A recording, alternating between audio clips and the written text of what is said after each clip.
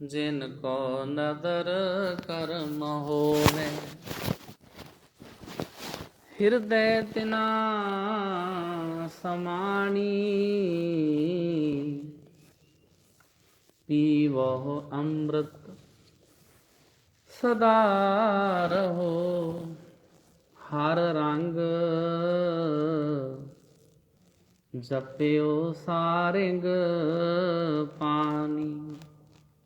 कह नानक सदा गावो,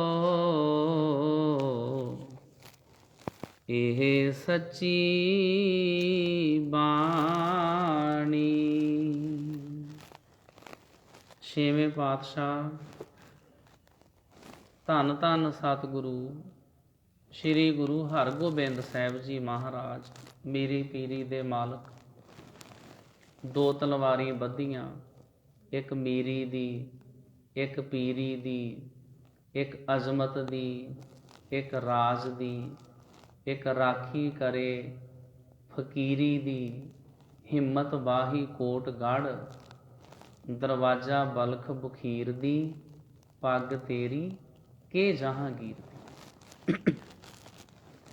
श्री गुरु हरगोबिंद साहिब जी महाराज जी दे पावन पवित्र ਸਥਾਨਾਂ ਵਿਖੇ ਦਸਾਂ ਹੀ ਪਾਤਸ਼ਾਹੀਆਂ ਦੀ ਪਾਵਨ ਪਵਿੱਤਰ ਜੋਤ, ਧੰਨ ਧੰਨ ਸ਼੍ਰੀ ਗੁਰੂ ਗ੍ਰੰਥ ਸਾਹਿਬ ਜੀ ਮਹਾਰਾਜ ਜੀ ਦੀ ਪਾਵਨ ਪਵਿੱਤਰ ਹਜ਼ੂਰੀ ਵਿੱਚ ਜੁੜ ਮਿਲ ਬੈਠੀ ਗੁਰੂ ਪਿਆਰੀ ਸਾਧ ਸੰਗਤ ਜੀ, ਸਤਿਗੁਰੂ ਜੀ ਦੀ ਬਖਸ਼ਿਸ਼ ਕੀਤੀ ਹੋਈ ਫਤਿਹ ਪ੍ਰਵਾਨੋ ਜੀ। ਵਾਹਿਗੁਰੂ ਜੀ ਕਾ ਖਾਲਸਾ, ਵਾਹਿਗੁਰੂ ਜੀ ਕੀ ਫਤਿਹ। ਬੀਤ ਚੁੱਕੇ ਸਮੇਂ ਵਿੱਚ ਆਪ ਸੰਗਤਾਂ ਨੇ ਸ਼੍ਰੀ ਨਾਨਕ ਪ੍ਰਕਾਸ਼ ਗ੍ਰੰਥ ਦੀ ਕਥਾ ਸਰਵਣ ਕੀਤੀ ਸੀ। ਹੁਣ ਸ਼੍ਰੀ ਗੁਰਪ੍ਰਤਾਪ ਸੂਰਜ ਗ੍ਰੰਥ ਸ਼ੁਰੂ ਹੋ ਰਿਹਾ ਹੈ, ਜਿਸ ਦੇ ਵਿੱਚ ਸਭ ਤੋਂ ਪਹਿਲਾਂ ਗੁਰੂ ਅੰਗਦ ਸਾਹਿਬ ਜੀ ਦੀ ਕਥਾ ਹੁੰਦੀ ਹੈ। ਗ੍ਰੰਥ ਇਹ ਕਿਉਂਕਿ ਆਕਾਰ ਪੱਖੋਂ ਬਹੁਤ ਵੱਡਾ ਹੈ,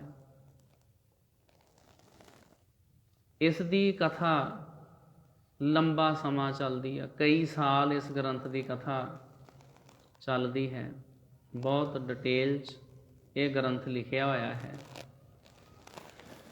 ਇਸ ਵਾਸਤੇ ਸਭ ਤੋਂ ਪਹਿਲਾਂ ਇਸ ਗ੍ਰੰਥ ਦੇ ਬਾਰੇ, ਸਿੱਖ ਰਵਾਇਤਾਂ ਦੀ ਇਤਿਹਾਸਕ ਵਿਸ਼ੇਸ਼ਤਾ ਦੇ ਬਾਰੇ, ਇਸ ਗ੍ਰੰਥ ਦੀ ਪ੍ਰਸਤਾਵਨਾ ਦੇ ਬਾਰੇ ਸਾਨੂੰ ਜ਼ਰੂਰ ਕੁਝ ਨਾ ਕੁਝ ਪਤਾ ਹੋਣਾ ਚਾਹੀਦਾ ਹੈ।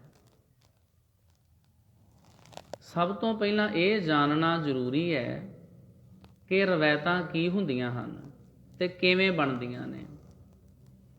ਰਵਾਇਤ ਕਿਹਨੂੰ ਕਹਿੰਦੇ ਨੇ? ਜਦ ਕੋਈ ਮਹਾਂਪੁਰਸ਼ ਅਦਭੁਤ ਕੰਮ ਕਰਦਾ ਹੈ, ਬੜਾ ਹੈਰਾਨ ਕਰ ਦੇਣ ਵਾਲਾ ਉਹ ਕੰਮ, ਜਿਹੜਾ ਕੰਮ ਸਾਰੇ ਲੋਕੀ ਨਹੀਂ ਕਰ ਸਕਦੇ, ਕੋਈ ਵਿਲੱਖਣ ਕੰਮ, ਅਸਚਰਜ ਕੰਮ, ਤਾਂ ਉਸ ਸੰਬੰਧੀ ਦੰਦ ਕਥਾਵਾਂ। ਦੰਦ ਕਥਾਵਾਂ ਦਾ ਮਤਲਬ ਹੁੰਦਾ ਜਿਹੜੀਆਂ ਜ਼ੁਬਾਨੀ ਇੱਕ ਦੂਜੇ ਨੂੰ ਸੁਣਾਈਆਂ ਜਾਂਦੀਆਂ ਅਤੇ ਲੋਕ ਕਥਾਵਾਂ ਪ੍ਰਚਲਿਤ ਹੋ ਜਾਂਦੀਆਂ ਨੇ। ਰੱਬ ਦੇ ਪਿਆਰਿਆਂ ਦੀਆਂ, ਸੰਤਾਂ ਮਹਾਂਪੁਰਸ਼ਾਂ ਦੀਆਂ, ਸੂਰਬੀਰ ਬਹਾਦਰਾਂ ਦੀਆਂ ਲੋਕ ਕਥਾਵਾਂ ਜਿਹੜੀਆਂ ਲੋਕੀ ਇੱਕ ਦੂਜੇ ਨੂੰ ਸੁਣਾਉਂਦੇ ਨੇ। ਬਹੁਤ ਸਮਕਾਲੀ ਲੋਕ ਇਹਨਾਂ ਨੂੰ ਹੈਰਾਨੀ, ਅਸਚਰਜਤਾ ਅਤੇ ਕਰਾਮਾਤਾਂ ਦੇ ਰੂਪ ਵਿੱਚ ਵੇਖਦੇ ਹਨ। ਇਹ ਵਿਸ਼ਾ ਹਰ ਕੌਮ, ਦੇਸ਼, ਕਬੀਲੇ, ਜਾਤੀ ਦੇ ਇਤਿਹਾਸ ਦਾ ਮੁੱਢਲਾ ਪੜਾਅ ਹੁੰਦਾ।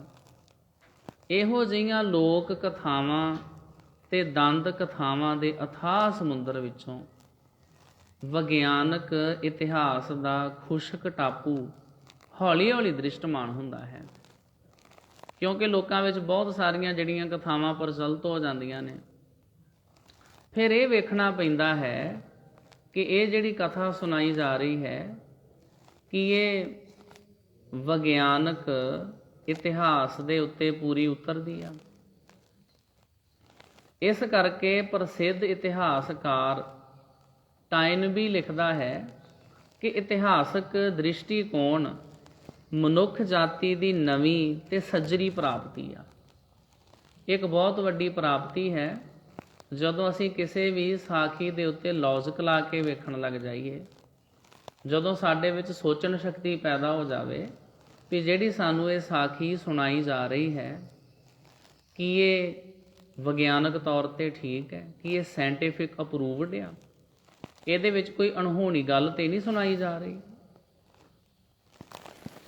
ਇਹ ਰਵਾਇਤਾਂ ਵੱਖ-ਵੱਖ ਦੇਸ਼ਾਂ ਵਿੱਚ ਅਤੇ ਅੱਡ-ਅੱਡ ਕੌਮਾਂ ਵਿੱਚ ਭਿੰਨ-ਭਿੰਨ ਸਮੇਂ ਦੇ ਬਦਲਦੇ ਵਾਤਾਵਰਣ ਵਿੱਚੋਂ ਨਿਕਲਦੀਆਂ ਨੇ। ਇਹਨਾਂ 'ਤੇ ਧਾਰਮਿਕ, ਰਾਜਸੀ ਅਤੇ ਸਮਾਜਿਕ ਪ੍ਰਭਾਵ ਪੈਂਦੇ ਰਹਿੰਦੇ ਨੇ, ਜਿਨ੍ਹਾਂ ਦੇ ਅਸਰ ਥੱਲੇ ਕਈ ਵਾਰ ਰਵਾਇਤਾਂ ਦਾ ਰੂਪ ਅਤੇ ਮੁਹਾਂਦਰਾ ਬਦਲ ਜਾਂਦਾ। ਐਲਫਰੈਡ ਲਾਇਲ ਦੇ ਕਥਨ ਅਨੁਸਾਰ ਰਵਾਇਤਾਂ ਭਾਵੇਂ ਕਿੰਨਾ ਹੀ ਰੂਪ ਬਦਲ ਲੈਣ, ਪਰ ਇਹਨਾਂ ਅੰਦਰ ਸੱਚਾਈ ਦਾ ਅੰਸ਼ ਜ਼ਰੂਰ ਮੌਜੂਦ ਹੁੰਦਾ ਹੈ। ਇਹਨਾਂ ਦੇ ਅੰਦਰ ਸੱਚਾਈ ਦਾ ਅੰਸ਼ ਜ਼ਰੂਰ ਮੌਜੂਦ ਰਹਿੰਦਾ ਹੈ। ਇਹ ਹੋ ਸਕਦਾ ਵੀ ਕਿਸੇ ਸਾਖੀ ਦੇ ਉੱਤੇ ਧਾਰਮਿਕ ਪ੍ਰਭਾਵ ਪੈ ਜਾਵੇ, ਰਾਜਸੀ ਪ੍ਰਭਾਵ ਪੈ ਜਾਵੇ, ਸਮਾਜਿਕ ਪ੍ਰਭਾਵ ਪੈ ਜਾਵੇ, ਉਹ ਕੁਛ ਬਦਲ ਜਾਵੇ, ਪਰ ਜਿਹੜੀ ਉਹਦੇ ਵਿਚਲੀ ਸੱਚਾਈ ਆ ਉਹ ਮੌਜੂਦ ਜ਼ਰੂਰ ਰਹਿੰਦੀ ਆ। ਅਤੇ ਇਤਿਹਾਸਕਾਰ ਦਾ ਕੰਮ ਹੈ ਇਸ ਪੁਲਾੜ ਵਿੱਚੋਂ ਸੱਚਾਈ ਨੂੰ ਲੱਭਣਾ, ਵਰਤਣਾ ਅਤੇ ਇਤਿਹਾਸ ਸਿਰਜਣ ਵਿੱਚ ਸਹਾਇਤਾ ਪ੍ਰਾਪਤ ਕਰਨਾ। ਇੱਕ ਸ਼ਕਤੀਸ਼ਾਲੀ ਰਵਾਇਤ ਲੋਕ ਕਥਾ ਬਣਨ ਦੀ ਸਮਰੱਥਾ ਰੱਖਦੀ ਆ। ਇਸ ਕਰਕੇ ਲਿਖਤੀ ਇਤਿਹਾਸ ਸਿਰਜਣ ਵਿੱਚ ਦੋਹਾਂ ਦਾ ਯੋਗਦਾਨ ਇੱਕੋ ਜਿਹਾ ਹੁੰਦਾ ਹੈ। ਜਿਵੇਂ ਕਿ ਪਹਿਲਾਂ ਆਪਾਂ ਵਿਚਾਰਿਆ, ਇਹ ਪ੍ਰਕਿਰਿਆ ਹਰ ਦੇਸ਼ ਕੌਮ ਦੇ ਮੁੱਢਲੇ ਇਤਿਹਾਸ ਦੇ ਪੜਾਅ ਵਿੱਚ ਵਾਪਰਦੀ ਹੈ। ਇਸ ਕਰਕੇ ਇਸ ਦੀ ਆਪਣੀ ਹੀ ਮਹਾਨਤਾ ਹੁੰਦੀ ਹੈ। ਸੋ ਇਸ ਨੂੰ ਅੱਖੋਂ ਓਹਲੇ ਨਹੀਂ ਕੀਤਾ ਜਾ ਸਕਦਾ। ਇਸ ਵਿੱਚ ਸੱਚਾਈ ਦਾ ਅੰਸ਼ ਜ਼ਰੂਰ ਹੁੰਦਾ ਹੈ। ਸੰਸਾਰ ਦੇ ਧਾਰਮਿਕ ਸਾਹਿਤ ਵਿੱਚ ਇਹਨਾਂ ਰਵਾਇਤਾਂ ਦਾ ਬਹੁਤ ਵੱਡਾ ਯੋਗਦਾਨ ਹੈ। ਜਾਨ ਵਨਸੀਨਾ, ਜਿਹਨੇ ਓਰਲ ਟ੍ਰੈਡੀਸ਼ਨ ਲਿਖਦਾ ਹੈ ਕਿ ਇਤਿਹਾਸ ਲਿਖਣ ਦੇ ਸਰੋਤਾਂ ਵਿੱਚ ਰਵਾਇਤ ਦਾ ਵਿਸ਼ੇਸ਼ ਸਥਾਨ ਹੈ। ਉਸ ਦਾ ਕਥਨ ਹੈ ਕਿ ਪੁਰਾਤਨ ਪੜ੍ਹਾਈ ਲਿਖਾਈ ਦੇ ਯੁੱਗ ਤੋਂ ਪਹਿਲਾਂ ਲੋਕਾਂ ਦੀ ਯਾਦ ਸ਼ਕਤੀ ਬਹੁਤ ਜ਼ਿਆਦਾ ਹੁੰਦੀ ਸੀ। ਉਹ ਰਵਾਇਤਾਂ ਨੂੰ ਇੰਨ ਬਿੰਨ ਇੱਕ ਪੀੜ੍ਹੀ ਤੋਂ ਦੂਸਰੀ ਪੀੜ੍ਹੀ ਤੱਕ ਲੈ ਜਾਂਦੇ ਸਨ। ਜਦੋਂ ਇਤਿਹਾਸ ਨਹੀਂ ਸੀ ਲਿਖਿਆ ਜਾਂਦਾ, ਉਦੋਂ ਲੋਕ ਇਹਨਾਂ ਰਵਾਇਤਾਂ ਨੂੰ, ਇਹਨਾਂ ਸਾਖੀਆਂ ਨੂੰ, ਇਸ ਇਤਿਹਾਸ ਨੂੰ ਜ਼ੁਬਾਨੀ ਸੁਣਾਉਂਦੇ ਹੁੰਦੇ ਸੀ। ਇੱਕ ਪੀੜ੍ਹੀ ਵਾਲਿਆਂ ਨੇ ਆਪਣੇ ਬੱਚਿਆਂ ਨੂੰ ਸੁਣਾਇਆ, ਉਹ ਬਜ਼ੁਰਗ ਚੜ੍ਹਾਈ ਕਰ ਗਏ, ਕਾਲ ਚਲਾਣਾ ਕਰ ਗਏ। ਜਿਹੜੇ ਜਵਾਨ ਨੇ ਉਹਨਾਂ ਨੇ ਆਪਣੇ ਬੱਚਿਆਂ ਨੂੰ ਇਤਿਹਾਸ ਸੁਣਾਇਆ, ਇੰਨ ਬਿੰਨ ਬਿਲਕੁਲ ਉਸੇ ਤਰ੍ਹਾਂ। ਤਾਂ ਕਰਕੇ ਜਿਹੜੀਆਂ ਸਾਖੀਆਂ ਹੁੰਦੀਆਂ ਸੀ ਉਹ ਸੀਨਾ ਬਸੀਨਾ ਇਸੇ ਤਰ੍ਹਾਂ ਚੱਲੀਆਂ ਆਉਂਦੀਆਂ ਸੀ। ਜਦੋਂ ਅਜੇ ਲਿਖਣ ਦਾ ਰੁਝਾਨ ਨਹੀਂ ਸੀ ਪੈਦਾ ਹੋਇਆ, ਉਦੋਂ ਜ਼ਬਾਨੀ ਕਲਾਮੀ ਇੱਕ ਦੂਜੇ ਨੂੰ ਸਾਖੀਆਂ ਸੁਣਾਉਂਦੇ ਹੁੰਦੇ ਸੀ। ਸਿੱਖ ਇਤਿਹਾਸ ਵਿਸ਼ੇਸ਼ ਕਰਕੇ ਗੁਰੂਆਂ ਦੇ ਇਤਿਹਾਸ ਨੂੰ ਸਿਰਜਣ ਵਿੱਚ ਲੋਕ ਕਥਾਵਾਂ ਅਤੇ ਰਵਾਇਤਾਂ ਦਾ ਵਿਸ਼ੇਸ਼ ਯੋਗਦਾਨ ਹੈ। ਜਨਮ ਸਾਖੀਆਂ ਅਤੇ ਗੁਰਬਿਲਾਸ ਕੇਵਲ ਸਿੱਖ ਰਵਾਇਤਾਂ ਦੇ ਲਿਖਤੀ ਰੂਪ ਨੇ।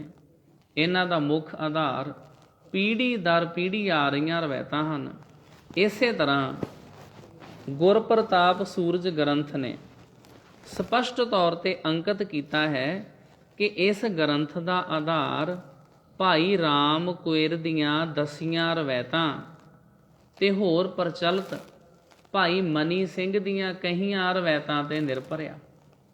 ਭਾਈ ਰਾਮ ਕੁਇਰ ਦੇ ਵੱਡੇ ਵਡੇਰੇ ਬਾਬਾ ਬੁੱਢਾ ਜੀ, ਜੋ ਗੁਰੂ ਨਾਨਕ ਸਾਹਿਬ ਤੋਂ ਲੈ ਕੇ 6ਵੇਂ ਪਾਤਸ਼ਾਹ ਸ਼੍ਰੀ ਗੁਰੂ ਹਰਗੋਬਿੰਦ ਸਾਹਿਬ ਜੀ ਦੇ ਸਮੇਂ ਤੱਕ ਗੁਰੂ ਘਰ ਨਾਲ ਜੁੜੇ ਰਹੇ ਅਤੇ ਉਹ ਹਰ ਗੁਰੂ ਨੂੰ ਗੁਰਗੱਦੀ ਦੇਣ ਵੇਲੇ ਗੁਰਗੱਦੀ ਦੇਣ ਦੀਆਂ ਰਸਮਾਂ ਅਦਾ ਕਰਦੇ ਰਹੇ।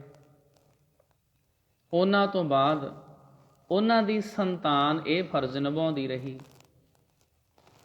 ਬਾਬਾ ਬੁੱਢਾ ਸਾਹਿਬ ਜੀ ਦੀ ਵੰਸ਼ ਵਿੱਚੋਂ ਭਾਈ ਰਾਮ ਕੁਇਰ 10ਵੇਂ ਪਾਤਸ਼ਾਹ ਗੁਰੂ ਗੋਬਿੰਦ ਸਿੰਘ ਜੀ ਦੇ ਸਮਕਾਲੀ ਸਨ।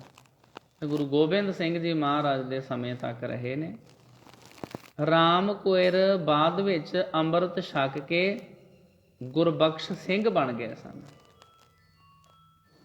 ਭਾਈ ਕਾਨ੍ਹ ਸਿੰਘ ਨਾਭਾ ਲਿਖਦੇ ਨੇ ਕਿ ਇਹਨਾਂ ਨੇ 10ਵੇਂ ਗੁਰੂ ਜੀ ਕੋਲੋਂ ਬਹੁਤ ਸਾਰੇ ਪ੍ਰਸ਼ਨ ਕਰਕੇ ਪਹਿਲੇ ਗੁਰੂ ਸਾਹਿਬਾਂ ਦਾ ਹਾਲ ਪਤਾ ਕੀਤਾ ਤੇ ਫਿਰ ਭਾਈ ਸਾਹਿਬ ਸਿੰਘ ਕੋਲੋਂ ਲਿਖਵਾਇਆ ਸੀ। ਉਹ ਪੋਥੀ ਬਾਅਦ ਵਿੱਚ ਭਾਈ ਸੰਤੋਖ ਸਿੰਘ ਜੀ ਦੀ ਰਚਨਾ ਸ਼੍ਰੀ ਗੁਰਪ੍ਰਤਾਪ ਸੂਰਜ ਗ੍ਰੰਥ ਦਾ ਆਧਾਰ ਬਣੀ। ਤੇ ਭਾਈ ਸੰਤੋਖ ਸਿੰਘ ਜੀ ਲਿਖਦੇ ਨੇ, ਰਾਮ ਕੁਇਰ ਇਸ ਭਾਂਤ ਭਾ ਢਿਗ 10ਵੇਂ ਪਾਤਸ਼ਾਹ। ਭਾਈ ਰਾਮ ਕੁਇਰ ਜੀ ਜੋ ਕਿ ਸ੍ਰੀ ਗੁਰੂ ਗੋਬਿੰਦ ਸਿੰਘ ਜੀ ਮਹਾਰਾਜ ਜੀ ਦੇ ਸਮਕਾਲੀ ਸਨ, ਉਦੋਂ ਮੌਜੂਦ ਸਨ। ਬਹੁਤ ਵਾਰ ਤਾ ਤਬ ਕਰੀ ਆਗੇ ਸੁਨੀਐ ਤਾਹੇ। ਭਾਈ ਰਾਮ ਕੁਇਰ ਜੀ ਨੇ ਜਾਂ ਕਹਿ ਲਓ ਭਾਈ ਗੁਰਬਖਸ਼ ਸਿੰਘ ਜੀ ਨੇ ਬਹੁਤ ਸਾਰੀਆਂ ਸਾਖੀਆਂ ਸ੍ਰੀ ਗੁਰੂ ਗੋਬਿੰਦ ਸਿੰਘ ਜੀ ਮਹਾਰਾਜ ਜੀ ਦੇ ਕੋਲੋਂ ਸੁਣੀਆਂ। ਇਸ ਕੀ ਕਹੀ ਕਿਤਕ ਗੁਰ ਕਥਾ ਸਰਬ ਸੁਨਾਮੋ ਮਮ ਮਤ ਜਥਾ। ਭਾਈ ਗੁਰਬਖਸ਼ ਸਿੰਘ ਹੋਰਾਂ ਦੀ ਕਹੀ ਹੋਈ ਜਿਹੜੀ ਕਥਾ ਹੈ ਜੋ ਮੇਰੇ ਤੱਕ ਪਹੁੰਚੀ ਹੈ, ਮੈਂ ਤੁਹਾਨੂੰ ਉਹ ਸਾਰੀ ਜਿੰਨੀ ਕੁ ਮੇਰੀ ਮੱਤ ਹੈ ਉਹਦੇ ਅਨੁਸਾਰ ਸੁਣਾਉਣ ਦੀ ਕੋਸ਼ਿਸ਼ ਕਰਾਂਗਾ। ਮੰਨੀ ਸਿੰਘ ਭਏ ਬੁੱਧਵਾਨ ਤੈਨੂੰ ਬ੍ਰਿਤੰਤ ਜੋ ਕੀਨ ਬਖਾਨ। ਭਾਈ ਮਨੀ ਸਿੰਘ ਜੀ ਬਹੁਤ ਸਿਆਣੇ ਗੁਰਮੁਖ ਪਿਆਰੇ, ਉਹਨਾਂ ਨੇ ਜੋ ਬਿਰਤਾਂਤ ਵਖਿਆਨ ਕੀਤਾ, ਇਸ ਸ਼ੁਭ ਗ੍ਰੰਥ ਵਿਖੇ ਮੈਂ ਕਹੂੰ ਸ਼੍ਰੀ ਗੁਰ ਸੁਜਸ ਜਹਾਂ ਤੇ ਲਹੋਂ। ਉਹ ਮੈਂ ਇਸ ਗ੍ਰੰਥ ਦੇ ਵਿੱਚ ਵਰਣਨ ਕਰਾਂਗਾ ਸਤਿਗੁਰੂ ਜੀ ਦਾ ਸ੍ਰੇਸ਼ਟ ਜਸ। ਤਹਿ ਤੇ ਕਰੋ ਬਟੋਰਨ ਸਾਰੇ ਕਿਤਕ ਸੁਨੀ ਸਿੱਖਨ ਮੁਖ ਦੁਆਰੇ। ਭਾਈ ਸਾਹਿਬ ਲਿਖਦੇ ਵੀ ਮੈਨੂੰ ਜਿੱਥੋਂ ਜਿੱਥੋਂ ਵੀ ਗੁਰੂ ਸਾਹਿਬ ਜੀ ਦੀ ਕਥਾ ਮਿਲੀ ਹੈ ਤੇ ਉਹਦੇ ਵਿੱਚੋਂ ਮੈਂ ਸਾਖੀਆਂ ਲੈ ਕੇ ਉਹ ਅਤੇ ਕੁਝ ਜਿਹੜੀਆਂ ਮੈਂ ਪੁਰਾਣੇ ਗੁਰੂ ਦੇ ਸਿੱਖਾਂ ਦੇ ਕੋਲੋਂ ਸੁਣੀਆਂ ਨੇ, ਉਹਨਾਂ ਦੇ ਜ਼ੁਬਾਨੀ ਜਿਹੜੀਆਂ ਮੈਂ ਸਾਖੀਆਂ ਸੁਣੀਆਂ ਨੇ, ਉਹ ਸਾਰੀਆਂ ਸੋ ਸਭ ਇਸ ਮੈਂ ਲਿਖੂੰ ਬਨਾਈ ਛੰਦ ਬੰਦ ਕਰ ਸੁੰਦਰਤਾਈ। ਉਹ ਮੈਟਰ, ਉਹ ਸਾਖੀਆਂ, ਉਹ ਰਵਾਇਤਾਂ ਭਾਈ ਰਾਮ ਕੁਇਰ ਜੀ ਦੀਆਂ ਲਿਖਵਾਈਆਂ ਹੋਈਆਂ, ਜਿਹੜੀਆਂ ਉਹਨਾਂ ਨੇ ਭਾਈ ਸਾਹਿਬ ਸਿੰਘ ਨੂੰ ਲਿਖਵਾਈਆਂ ਸੀ, ਤੇ ਭਾਈ ਮਨੀ ਸਿੰਘ ਜੀ ਦਾ ਲਿਖਿਆ ਹੋਇਆ ਇਤਿਹਾਸ, ਜਿੱਥੋਂ ਜਿੱਥੋਂ ਵੀ ਮੈਨੂੰ ਇਹ ਧਾਰਮਿਕ ਗ੍ਰੰਥ ਮਿਲੇ ਨੇ, ਉਹ ਮੈਂ ਸਾਰੀਆਂ ਇਸ ਗ੍ਰੰਥ ਦੇ ਵਿੱਚ ਲਿਖ ਦਿਆਂਗਾ, ਛੰਦਾਬੰਦੀ ਦੇ ਵਿੱਚ, ਕਾਵ ਰੂਪ ਦੇ ਵਿੱਚ। ਕਿਤ ਕਿਤ ਅਪਰ ਥਾਨ ਗੁਰ ਕਥਾ ਸੋ ਮੈਂ ਰਚੋਂ ਦੇਖੋ ਜਥਾ। ਇੱਕ ਮੈਂ ਇਹ ਤਰੀਕਾ ਵਰਤਾਂਗਾ ਵੀ ਜਿੱਥੇ ਜਿੱਥੇ ਮੈਨੂੰ ਪਤਾ ਚੱਲਿਆ ਵੀ ਫਲਾਨੀ ਫਲਾਨੀ ਥਾਂ ਦੇ ਉੱਤੇ ਗੁਰੂ ਸਾਹਿਬ ਜੀ ਗਏ ਹਨ, ਉੱਥੇ ਜਾ ਕੇ ਉੱਥੋਂ ਦੇ ਲੋਕਾਂ ਦੇ ਕੋਲੋਂ ਕਥਾ ਸੁਣੀ। ਕਿਉਂਕਿ ਸਾਰਾ ਇਤਿਹਾਸ ਅਜੇ ਵੀ ਨਹੀਂ ਲਿਖਿਆ ਗਿਆ, ਅਜੇ ਵੀ ਸਾਡੇ ਗੁਰੂ ਸਾਹਿਬਾਨਾਂ ਦੇ ਨਾਲ ਬਹੁਤ ਸਾਰੇ ਸੰਬੰਧਿਤ ਐਸੇ ਗੁਰਦੁਆਰੇ ਹਨ ਜਿਨ੍ਹਾਂ ਦਾ ਇਤਿਹਾਸ ਸਾਨੂੰ ਲਿਖਤੀ ਰੂਪ ਵਿੱਚ ਨਹੀਂ ਮਿਲਦਾ। ਉਹ ਬਸ ਸੀਨੇ ਬਸੀਨੇ ਉੱਥੋਂ ਦੇ ਜਿਹੜੇ ਬਜ਼ੁਰਗ ਨੇ ਉਹਨਾਂ ਦੇ ਕੋਲੋਂ ਅਸੀਂ ਸੁਣਦੇ ਹਾਂ। ਤੇ ਭਾਈ ਸੰਤੋਖ ਸਿੰਘ ਜੀ ਉਹਨਾਂ ਥਾਵਾਂ 'ਤੇ ਆਪ ਖੁਦ ਜਾਂਦੇ ਰਹੇ ਨੇ ਖੋਜ ਕਰਨ ਵਾਸਤੇ। ਉਹ ਸਾਰਾ ਕੁਝ ਉਹਨਾਂ ਥਾਵਾਂ 'ਤੇ ਜਾ ਕੇ ਵੇਖ ਕੇ, ਉੱਥੇ ਦੇ ਸਿਆਣੇ ਵੱਡਿਆਂ ਵਡੇਰਿਆਂ ਦੇ ਕੋਲੋਂ ਕਥਾ ਸੁਣ ਕੇ, ਉਹ ਮੈਂ ਇੱਥੇ ਉਹਦੀ ਰਚਨਾ ਕਰਾਂਗਾ। ਭਾਈ ਰਾਮ ਕੁਇਰ ਦੀ ਲਿਖਵਾਈ ਪੋਥੀ ਭਾਈ ਸੰਤੋਖ ਸਿੰਘ ਦੇ ਹੱਥ ਆ ਗਈ ਤੇ ਉਸ 'ਤੇ ਨਿਰਭਰ ਕਰਕੇ ਆਧਾਰ ਮੰਨ ਕੇ ਉਹਨਾਂ ਨੇ ਗੁਰੂ ਸਾਹਿਬਾਨ ਦੀ ਵਾਰਤਾ ਲਿਖੀ। ਜਿਵੇਂ ਕਿ ਉਹ ਆਪ ਦੱਸਦੇ ਨੇ, ਭਇਓ ਅਚਾਨਕ ਸੰਚੈ ਆਈ ਸਰਬ ਗੁਰਨ ਕੋ ਜਸ ਸੁਖਦਾਈ। ਜਦੋਂ ਕਿਸੇ ਦੇ ਮਨ ਵਿੱਚ ਕੋਈ ਨੇਕ ਇੱਛਾ ਹੋਵੇ ਤੇ ਅਕਾਲ ਪੁਰਖ ਵਾਹਿਗੁਰੂ ਜੀ ਉਹ ਪੂਰੀ ਕਰ ਦਿੰਦੇ ਨੇ। ਭਾਈ ਸੰਤੋਖ ਸਿੰਘ ਜੀ ਨੇ ਕਿਉਂਕਿ ਕਥਾ ਲਿਖਣੀ ਸੀ, ਤਾਂ ਕਰਕੇ ਅਕਾਲ ਪੁਰਖ ਵਾਹਿਗੁਰੂ ਜੀ ਆਪ ਹੀ ਢੋ ਢਕਾਉਂਦੇ ਗਏ। ਉਹਨਾਂ ਨੂੰ ਇੱਦਾਂ ਦੀਆਂ ਜਿਹੜੀਆਂ ਪੋਥੀਆਂ ਸੀ ਉਹਨਾਂ ਦੇ ਹੱਥ ਆਉਂਦੀਆਂ ਰਹੀਆਂ। ਭਇਓ ਅਚਾਨਕ ਸੰਚੈ ਆਈ, ਅਚਾਨਕ ਹੀ ਗੁਰੂ ਜੀ ਨੇ ਬਖਸ਼ਿਸ਼ ਕੀਤੀ। ਭਾਈ ਰਾਮ ਕੁਵੇਰ ਜੀ, ਇਹ ਸਾਧ ਸੰਗਤ ਜੀ ਇਹ ਦੱਸਿਆ ਜਾ ਰਿਹਾ ਵੀ ਇਹ ਜਿਹੜਾ ਗ੍ਰੰਥ ਸ਼ੁਰੂ ਹੋ ਰਿਹਾ ਵਾ, ਜਿਹਦੀ ਕਥਾ ਤੁਸੀਂ ਕਈ ਸਾਲ ਸੁਣਨੀ ਆ, ਇਹ ਗ੍ਰੰਥ ਬਣਿਆ ਕਿੱਦਾਂ? ਤਾਂ ਜਿਹੜੇ ਭਾਈ ਰਾਮ ਕੁਵੇਰ ਜੀ ਦੀ ਲਿਖਵਾਈ ਹੋਈ ਪੋਥੀ ਸੀ, ਕਿਸੇ ਤਰ੍ਹਾਂ ਉਹ ਭਾਈ ਸੰਤੋਖ ਸਿੰਘ ਜੀ ਕਹਿੰਦੇ ਵੀ ਮੇਰੇ ਹੱਥ ਆ ਗਈ। ਭਇਓ ਅਚਾਨਕ ਸੰਚੈ ਆਈ, ਸਰਬ ਗੁਰਨ ਕੋ ਜਸ ਸੁਖਦਾਈ। ਉਸ ਪੋਥੀ ਦੇ ਵਿੱਚ ਸਾਰੇ ਗੁਰੂ ਸਾਹਿਬਾਨਾਂ ਦਾ ਜਸ ਲਿਖਿਆ ਹੋਇਆ ਸੀ। ਚਾਹਤ ਭਏ ਆਪ ਗੁਰ ਜਬ ਹੂੰ, ਭਾ ਸੰਚੈ ਦਸ ਗੁਰ ਜਸ ਸਭ ਹੂੰ। ਗੁਰੂ ਸਾਹਿਬ ਜੀ ਨੇ ਚਾਹਿਆ, ਗੁਰੂ ਸਾਹਿਬ ਜੀ ਦੀ ਕਿਰਪਾ ਹੋਈ ਹੋਵੇਗੀ ਤੇ ਤਾਂ ਹੀ ਕਰਕੇ ਮੈਨੂੰ ਇੰਨਾ ਵੱਡਾ ਖਜ਼ਾਨਾ ਮਿਲਿਆ ਨਾ। ਭਾ ਸੰਚੈ ਦਸ ਗੁਰ ਜਸ ਸਭ ਹੂੰ, ਤਾਂ ਹੀ ਤੇ 10 ਗੁਰੂਆਂ ਦਾ ਇਤਿਹਾਸ ਮੈਨੂੰ ਪ੍ਰਾਪਤ ਹੋਇਆ, ਜਿਹਨੂੰ ਪੜ੍ਹ ਕੇ, ਜਿਹਦੀ ਸਟੱਡੀ ਕਰਕੇ ਤੇ ਮੈਂ ਜਿਹਨੂੰ ਕਾਵਿ ਰੂਪ ਦੇ ਵਿੱਚ ਲਿਖ ਸਕਿਆ। ਇਹਦੇ ਵਿੱਚ ਸਤਿਗੁਰੂ ਸੱਚੇ ਪਾਤਸ਼ਾਹ ਜੀ ਨੇ ਮੇਰੀ ਸਹਾਇਤਾ ਕੀਤੀ ਹੈ। ਰਾਮ ਕੁਵੇਰ ਕੇ ਮੁਖ ਤੇ ਕਥਾ, ਬਰਨੋ ਸਭ ਮੈਂ ਹੋਈ ਜਥਾ। ਜਿਵੇਂ ਜਿਵੇਂ ਗੁਰੂ ਸਾਹਿਬਾਨਾਂ ਦੀ ਕਥਾ ਹੋਈ ਹੈ, ਭਾਈ ਸੰਤੋਖ ਸਿੰਘ ਜੀ ਕਹਿੰਦੇ ਵੀ ਮੈਂ ਨਾ ਇੱਕ ਕਰੈਕਟਰ ਬਣਾਵਾਂਗਾ, ਇੱਕ ਆਚਰਣ ਲਿਖਾਂਗਾ, ਉਹਨਾਂ ਦਾ ਨਾਮ ਹੋਏਗਾ ਭਾਈ ਰਾਮ ਕੁਵੇਰ ਜੀ। ਅੱਗੇ ਚੱਲ ਕੇ ਤੁਸੀਂ ਇਹ ਜਿਹੜਾ ਰਾਮ ਕੁਵੇਰ ਸ਼ਬਦ ਆ ਨਾ, ਮੁੜ ਮੁੜ ਕੇ ਸੁਣੋਗੇ। ਜਿਹੜੇ ਚੌਪਈਆਂ ਆਉਣਗੀਆਂ, ਦੋਹਰੇ ਆਉਣਗੇ, ਉਹਨਾਂ ਵਿੱਚ ਆਏਗਾ ਭਾਈ ਰਾਮ ਕੁਵੇਰ ਬਾਚ। ਇਹਦਾ ਮਤਲਬ ਹੋਏਗਾ ਵੀ ਭਾਈ ਰਾਮ ਕੁਵੇਰ ਜੀ ਇਸ ਤਰ੍ਹਾਂ ਕਹਿੰਦੇ ਹਨ। ਜਾਂ ਵਿੱਚ ਜ਼ਿਕਰ ਆਵੇਗਾ ਭਾਈ ਰਾਮ ਕੁਵੇਰ ਜੀ ਸੰਗਤ ਨੂੰ ਕਥਾ ਸੁਣਾ ਰਹੇ ਹਨ। ਸੰਗਤ ਨੇ ਫਿਰ ਫਲਾਨੀ ਗੱਲ ਪੁੱਛੀ ਵੀ ਸਤਿਗੁਰੂ ਜੀ ਇਹ ਦੱਸੋ, ਭਾਈ ਰਾਮ ਕੁਵੇਰ ਜੀ ਸੰਗਤ ਨੂੰ ਕਥਾ ਸੁਣਾਉਂਦੇ ਨੇ। ਸੰਗਤ ਵਿੱਚੋਂ ਕੋਈ ਸਵਾਲ ਕਰਦਾ, ਜੀ ਭਾਈ ਰਾਮ ਕੁਵੇਰ ਜੀ ਫਿਰ ਇਹ ਦੱਸੋ ਕਿ ਗੁਰੂ ਗੋਬਿੰਦ ਸਿੰਘ ਜੀ ਮਹਾਰਾਜ ਨੰਦੇੜ ਵੱਲ ਨੂੰ ਕਿਵੇਂ ਗਏ? ਬਕਾਇਦਾ ਇਸ ਤਰ੍ਹਾਂ ਦੀ ਕਥਾ ਚੱਲੇਗੀ। ਸੰਗਤ ਵਿੱਚੋਂ ਸਵਾਲ ਪੁੱਛ ਲੈਂਦੀ ਆ ਤੇ ਫਿਰ ਭਾਈ ਰਾਮ ਕੁਵੇਰ ਜੀ ਬੜੀ ਡਿਟੇਲ ਵਿੱਚ ਸਾਰੀ ਗੱਲ ਦੱਸਦੇ ਨੇ। ਤੇ ਤਾਂ ਕਰਕੇ ਇਹ ਜਿਹੜੀ ਕਥਾ ਹੈ ਭਾਈ ਰਾਮ ਕੁਵੇਰ ਜੀ ਦੇ ਮੁਖ ਤੋਂ ਭਾਈ ਸੰਤੋਖ ਸਿੰਘ ਜੀ ਨੇ ਅਖਵਾਈ ਆ। 5ਵੇਂ ਅੰਸੂ ਦੇ ਅਖੀਰ ਤੇ ਵੀ ਉਹ ਉਪਰੋਕਤ ਗੱਲ ਦੀ ਪੁਸ਼ਟੀ ਕਰਦੇ, ਕਹਿੰਦੇ ਭਾਈ ਰਾਮ ਕੁਵੇਰ ਤੁਮ ਲਹੋ, ਸਰਬ ਰੀਤ ਸੋ ਸਮਰਥ ਅਹੋ। ਭਾਈ ਰਾਮ ਕੁਵੇਰ ਜੀ, ਤੁਸੀਂ ਸਾਰੀਆਂ ਰੀਤੀਆਂ ਦੇ ਨਾਲ ਸਮਰੱਥ ਹੋ, ਤੁਸੀਂ ਗੁਰੂ ਦੇ ਪਿਆਰੇ ਹੋ, ਤੁਸੀਂ ਸ੍ਰੀ ਗੁਰੂ ਗੋਬਿੰਦ ਸਿੰਘ ਜੀ ਮਹਾਰਾਜ ਜੀ ਦੀ ਸੰਗਤ ਕੀਤੀ ਆ। ਕਰੋ ਲਿਖਾਵਨ ਗੁਰ ਕੀ ਕਥਾ, ਪੇਖੀ ਸੁਣੀ ਸੁਣਾਵੋ ਤਥਾ। ਤੁਸੀਂ ਕਿਰਪਾ ਕਰਕੇ ਕਥਾ ਲਿਖਵਾਓ, ਕਿਉਂਕਿ ਤੁਸੀਂ ਤੇ ਭਾਈ ਸਾਹਿਬ ਜੀ ਗੁਰੂ ਗੋਬਿੰਦ ਸਿੰਘ ਜੀ ਮਹਾਰਾਜ ਦੇ ਨਾਲ ਰਹੇ ਹੋ, ਤਾਂ ਕਰਕੇ ਤੁਸੀਂ ਉਹਨਾਂ ਦੇ ਅੱਖੀਂ ਦਰਸ਼ਨ ਕੀਤੇ ਵੀ ਉਹ ਕਿਹੜੇ ਕੌਤਕ ਕਰਦੇ ਸੀ, ਕਿਹੜਾ ਕੌਤਕ ਕਿਵੇਂ ਹੋਇਆ।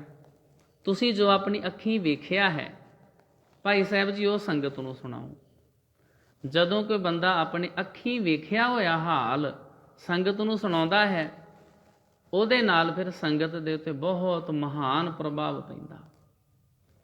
ਜਿਵੇਂ ਸਾਧ ਸੰਗਤ ਜੀ ਆ ਪਿਛਲੇ ਦਿਨਾਂ ਵਿੱਚ ਜਿਹੜਾ ਆਪਣੇ ਇੱਥੇ ਗੁਰਦੁਆਰਾ ਸਾਹਿਬ ਵਿਖੇ ਸ਼ਹੀਦੀਆਂ ਪ੍ਰਾਪਤ ਕਰ ਗਏ ਕਿਸਾਨ ਵੀਰਾਂ ਦੀ ਯਾਦ ਵਿੱਚ ਸਮਾਗਮ ਹੋਇਆ ਸੀ, ਉਹਦੇ ਵਿੱਚ ਜਿਵੇਂ ਦੀ ਪੇਸ਼ਕਾਰੀ ਭਾਈ ਹਰਦੀਪ ਸਿੰਘ ਡਿਬਡਬਾ ਜੀ ਦੀ ਸੀ, ਉੱਦਾਂ ਦੀ ਪੇਸ਼ਕਾਰੀ ਹੋਰ ਕਿਸੇ ਦੀ ਨਹੀਂ ਹੋ ਸਕਦੀ। ਕਿਉਂ? ਕਿਉਂਕਿ ਉਹਨਾਂ ਨੇ ਇਤਿਹਾਸ ਕਿਤੇ ਪੜ੍ਹ ਕੇ ਨਹੀਂ ਸੁਣਾਇਆ, ਉਹਨਾਂ ਨੇ ਉਸ ਇਤਿਹਾਸ ਨੂੰ ਆਪਣੇ ਹੱਡੀਂ ਹੰਢਾਇਆ ਸੀ। ਉਹਨਾਂ ਦੇ ਆਪਣੇ ਪੋਤਰੇ ਨੂੰ ਗੋਲੀ ਵੱਜੀ ਸੀ ਤੇ ਉਹ ਸਾਰਾ ਇਤਿਹਾਸ ਜਦੋਂ ਬਿਆਨ ਕਰਦੇ ਸੀ, ਸੁਣਨ ਵਾਲਿਆਂ ਦੀਆਂ ਅੱਖਾਂ ਦੇ ਵਿੱਚ ਹੰਝੂ ਆ ਗਏ ਸੀ। ਜਦੋਂ ਕਿਸੇ ਨੇ ਉਹ ਵਾਕਿਆ ਆਪਣੀਆਂ ਅੱਖਾਂ ਦੇ ਸਾਹਮਣੇ ਵੇਖਿਆ ਹੋਵੇ ਤੇ ਫਿਰ ਜਦੋਂ ਕੋਈ ਸੁਣਾਵੇ ਫਿਰ ਸਾਨੂੰ ਇਸ ਤਰ੍ਹਾਂ ਲੱਗਦਾ ਜਿਵੇਂ ਅਸੀਂ ਉੱਥੇ ਆਪ ਖੁਦ ਪਹੁੰਚ ਗਏ ਹੋਈਏ। ਭਾਈ ਰਾਮ ਕੁਵੇਰ ਜੀ ਕਿਉਂਕਿ ਗੁਰੂ ਗੋਬਿੰਦ ਸਿੰਘ ਜੀ ਮਹਾਰਾਜ ਦੇ ਨਾਲ ਰਹੇ ਨੇ, ਤਾਂ ਕਰਕੇ ਉਹਨਾਂ ਨੂੰ ਹੁਕਮ ਹੋਇਆ ਜੀ ਤੁਸੀਂ ਸੰਗਤ ਨੂੰ ਸੁਣਾਓ ਉਹ ਸਾਰੀ ਜਿਹੜੀ ਕਥਾ ਹੈ, ਤਾਂ ਕਿ ਸੰਗਤ ਜਾਣੂ ਹੋ ਸਕੇ। ਭਾਈ ਸੰਤੋਖ ਸਿੰਘ ਜੀ ਪਹਿਲੀ ਰਾਸ ਵਿੱਚ, ਅੱਛਾ ਫਿਰ ਸਾਧ ਸੰਗਤ ਜੀ ਇਹ ਜਿਹੜਾ ਗ੍ਰੰਥ ਆ ਨਾ, ਇਹਦੇ ਵਿੱਚ ਰਾਸਾਂ ਸ਼ੁਰੂ ਹੁੰਦੀਆਂ ਨੇ, ਕਿਉਂਕਿ ਭਾਈ ਸਾਹਿਬ ਜੀ ਨੇ ਇਸ ਗ੍ਰੰਥ ਦਾ ਨਾਮ ਰੱਖਿਆ ਸ਼੍ਰੀ ਗੁਰਪ੍ਰਤਾਪ ਸੂਰਜ ਗ੍ਰੰਥ। ਜਿੱਦਾਂ ਸੂਰਜ ਹੁੰਦਾ ਨਾ, ਇਸ ਤਰੀਕੇ ਦੇ ਨਾਲ ਇਹ ਗ੍ਰੰਥ ਭਾਈ ਸਾਹਿਬ ਨੇ ਬਣਾਇਆ ਜਿੱਦਾਂ ਸੂਰਜ ਹੁੰਦਾ ਵਾ। ਸੂਰਜ ਦੀਆਂ 12 ਰਾਸਾਂ ਹੁੰਦੀਆਂ ਹਨ। ਭਾਈ ਸਾਹਿਬ ਨੇ ਵੇਦ ਵਿੱਚ 12 ਰਾਸਾਂ ਲਿਖੀਆਂ ਨੇ। ਜਦੋਂ ਇੱਕ ਰਾਸ ਚੇਂਜ ਹੁੰਦੀ ਆ, ਉਹਦੇ ਨਾਲ ਮਹੀਨਾ ਚੇਂਜ ਹੁੰਦਾ ਵਾ। ਸੰਗਰਾਂਦ ਤਾਂ ਹੀ ਮਨਾਉਂਦੇ ਆ ਨਾ, ਸੰਗਰਾਂਦ। ਇਹ ਸੰਸਕ੍ਰਿਤ ਭਾਸ਼ਾ ਦਾ ਸ਼ਬਦ ਆ। ਇਹਦਾ ਅਰਥ ਆ ਸੰਕ੍ਰਾਂਤੀ, ਕ੍ਰਾਂਤੀ ਦੇ ਸਹਿਤ। ਸੂਰਜ ਕ੍ਰਾਂਤੀ ਕਰਦਾ ਵਾ। ਸੂਰਜ ਇੱਕ ਰਾਸ ਨੂੰ ਛੱਡ ਕੇ ਦੂਸਰੀ ਰਾਸ ਦੇ ਵਿੱਚ ਪ੍ਰਵੇਸ਼ ਕਰਦਾ ਵਾ, ਜਿਹਦੇ ਨਾਲ ਮਹੀਨਾ ਬਦਲਦਾ ਵਾ। ਜਿਹੜਾ ਸੂਰਜ ਵਾਲਾ ਮਹੀਨਾ ਵਾ ਇਹ ਲਗਭਗ 30 ਦਿਨਾਂ ਦਾ ਹੁੰਦਾ ਵਾ। ਜਿਹੜਾ ਮਹੀਨਾ ਚੰਦਰਮਾ ਦੇ ਹਿਸਾਬ ਨਾਲ ਚੱਲਦਾ ਵਾ ਇਹ 15 ਦਿਨਾਂ ਦਾ ਹੁੰਦਾ। 15 ਤਰੀਕ ਤੋਂ ਬਾਅਦ ਫਿਰ 1 ਤਰੀਕ ਆ ਜਾਂਦੀ ਆ। ਚੰਦਰਮਾ ਨਾਲ ਸੰਬੰਧਿਤ ਮਹੀਨੇ ਦੀ 16 ਤਰੀਕ ਨਹੀਂ ਹੁੰਦੀ, ਬਸ ਉਹਦਾ ਨਾਮ ਚੇਂਜ ਹੋ ਜਾਂਦਾ ਵਾ। ਵਧੀ ਅਤੇ ਸੁਧੀ ਰਹੋ ਵਿਚਾਰ। ਤੋ ਭਾਈ ਸਾਹਿਬ ਜੀ ਨੇ ਜਿਹੜਾ ਗ੍ਰੰਥ ਬਣਾਇਆ ਨਾ, ਇਹ ਸੂਰਜ ਦੇ ਹਿਸਾਬ ਨਾਲ ਬਣਾਇਆ। ਇਹਦੇ ਵਿੱਚ ਪਹਿਲਾਂ ਕਥਾ ਸ਼ੁਰੂ ਹੋਵੇਗੀ ਪਹਿਲੀ ਰਾਸ ਦੀ। ਪਹਿਲੀ ਰਾਸ ਜਦੋਂ ਖਤਮ ਹੋਵੇਗੀ ਫਿਰ ਦੂਜੀ ਰਾਸ, ਤੀਜੀ ਰਾਸ, ਇਸ ਤਰ੍ਹਾਂ ਕਰਕੇ 12 ਰਾਸਾਂ ਦੀ ਕਥਾ ਆਵੇਗੀ ਵਾਰੀ ਵਾਰੀ। ਉਸ ਤੋਂ ਬਾਅਦ ਫਿਰ 6 ਰੁੱਤਾਂ ਸ਼ੁਰੂ ਹੋ ਜਾਣਗੀਆਂ, ਜਾਂ ਰੁੱਤਾਂ ਪਹਿਲਾਂ ਆਉਣਗੀਆਂ ਜਾਂ ਐਨ ਪਹਿਲਾਂ ਆਉਣਗੇ। ਉੱਤਰਾਇਣ, ਦਖਣਾਇਣ, ਇਸ ਤਰ੍ਹਾਂ ਕਰਕੇ ਅੱਗੇ ਸਾਰਾ ਜ਼ਿਕਰ ਆਵੇਗਾ। ਤੋ ਸਾਧ ਸੰਗਤ ਜੀ, ਰਾਸ ਪਹਿਲੀ ਵਿੱਚ ਦੂਜਾ ਅਤੇ ਪੰਜਵਾਂ ਅੰਸੂ। ਅੰਸੂ ਕੀ ਆ? ਅੰਸੂ ਕਹਿੰਦੇ ਨੇ ਸੂਰਜ ਦੀ ਕਿਰਨ ਨੂੰ। ਇਹ ਜਿਹੜੇ ਅਧਿਆਏ ਨੇ, ਜਿਹੜੇ ਇਸ ਗ੍ਰੰਥ ਦੇ ਚੈਪਟਰ ਨੇ, ਉਹਨਾਂ ਦਾ ਭਾਈ ਸਾਹਿਬ ਜੀ ਨੇ ਨਾਮ ਰੱਖਿਆ ਹੈ ਅੰਸੂ। ਵੀ ਇਹ ਕਿਹੜਾ ਅੰਸੂ ਚੱਲ ਰਿਹਾ, ਕਿਹੜਾ ਅਧਿਆਏ ਚੱਲ ਰਿਹਾ ਹੈ। ਤੋ ਭਾਈ ਸੰਤੋਖ ਸਿੰਘ ਜੀ ਰਾਸ ਪਹਿਲੀ ਵਿੱਚ ਦੂਜਾ ਤੇ ਪੰਜਵਾਂ ਅੰਸੂ ਇੱਕੋ ਸਰਲੇਖ ਸ਼੍ਰੀ ਗੁਰਪ੍ਰਤਾਪ ਸੂਰਜ ਗ੍ਰੰਥ ਦਾ ਮੁੱਢ ਕਿਵੇਂ ਬੱਝਾ, ਇਸੇ ਦੇ ਉੱਤੇ ਭਾਈ ਸਾਹਿਬ ਦੱਸਦੇ ਆ। ਇਹਨਾਂ ਦੋਹਾਂ ਅਧਿਆਵਾਂ ਵਿੱਚ ਇਹੋ ਗੱਲ ਦ੍ਰਿੜ ਕਰਵਾਈ ਗਈ ਹੈ ਕਿ ਸ਼੍ਰੀ ਗੁਰਪ੍ਰਤਾਪ ਸੂਰਜ ਗ੍ਰੰਥ ਭਾਈ ਰਾਮ ਕੁਵੇਰ ਅਤੇ ਭਾਈ ਮਨੀ ਸਿੰਘ ਦੀਆਂ ਦਸੀਆਂ ਰਵਾਇਤਾਂ ਅਨੁਸਾਰ ਲਿਖਿਆ ਗਿਆ ਹੈ। ਇਹ ਗੱਲ ਹੋਰ ਸਪਸ਼ਟ ਹੋ ਜਾਣੀ ਸੀ ਜੇਕਰ ਭਾਈ ਰਾਮ ਕੁਵੇਰ ਜੀ ਦੀ ਸਾਹਿਬ ਸਿੰਘ ਕੋਲੋਂ ਲਿਖਵਾਈ ਪੋਥੀ ਗੁੰਮ ਨਾ ਹੁੰਦੀ, ਕਿਉਂਕਿ ਬਹੁਤ ਵਾਰੀ ਜਿਹੜੀਆਂ ਪੁਰਾਤਨ ਪੋਥੀਆਂ ਨੇ ਉਹ ਗੁੰਮ ਹੋ ਜਾਂਦੀਆਂ ਨੇ। ਸਾਹਿਬ ਸਿੰਘ ਆਦਿਕ ਬੁੱਧਵਾਨ।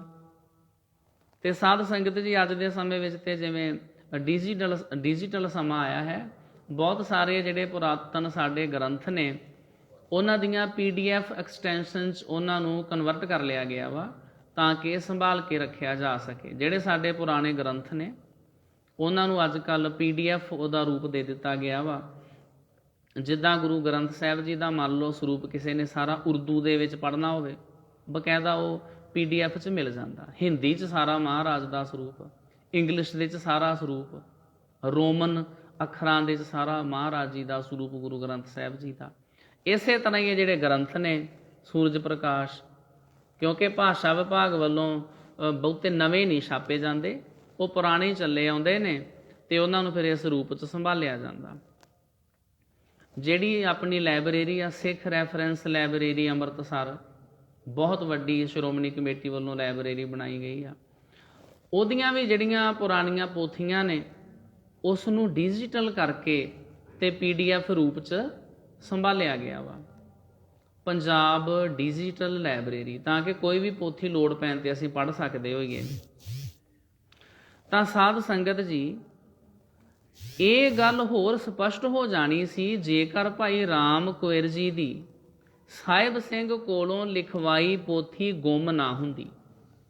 ਸਾਹਿਬ ਸਿੰਘ ਆਦਿਕ ਬੁੱਧਵਾਨ, ਜਿਨ ਕੇ ਸਤਿਗੁਰ ਪਦ ਕੋ ਧਿਆਨ।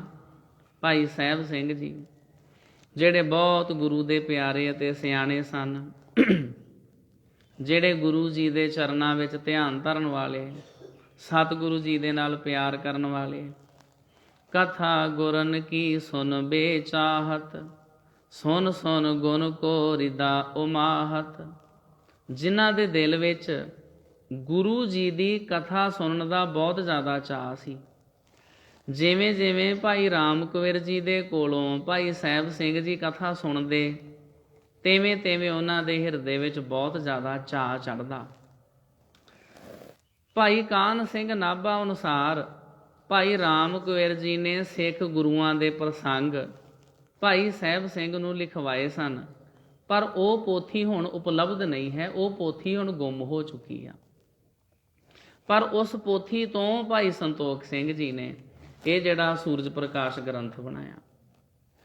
ਤੇ ਜੇ ਸਾਧ ਸੰਗਤ ਜੀ ਗੁਰੂ ਪ੍ਰਣਾਲੀ ਦੀ ਗੱਲ ਕਰੀਏ, ਭਾਈ ਸੰਤੋਖ ਸਿੰਘ ਜੀ ਦੀ ਲਿਖਤ ਦੇ ਅਨੁਸਾਰ ਵੀ ਗੁਰੂ ਸਾਹਿਬਾਨਾਂ ਦੀ ਪ੍ਰਣਾਲੀ ਕਿਵੇਂ ਚੱਲਦੀ ਆ, ਕਿਵੇਂ ਕਿਵੇਂ ਕਿਹੜੇ ਗੁਰੂ ਕਦੋਂ ਹੋਏ, ਕਦੋਂ ਉਹਨਾਂ ਦਾ ਪ੍ਰਕਾਸ਼ ਹੋਇਆ, ਕਿੰਨੀ ਉਹਨਾਂ ਨੇ ਟੋਟਲ ਉਮਰ ਭੋਗੀ, ਕਿੰਨਾ ਸਮਾਂ ਗੁਰਤਾ ਗੱਦੀ ਦੇ ਉੱਤੇ ਬਿਰਾਜਮਾਨ ਰਹੇ।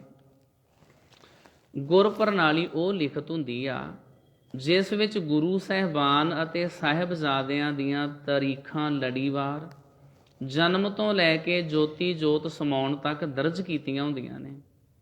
ਇਹਨਾਂ ਤਰੀਖਾਂ ਨਾਲ ਵਾਰ ਤੇ ਸੰਮਤ ਵੀ ਦਿੱਤਾ ਹੁੰਦਾ।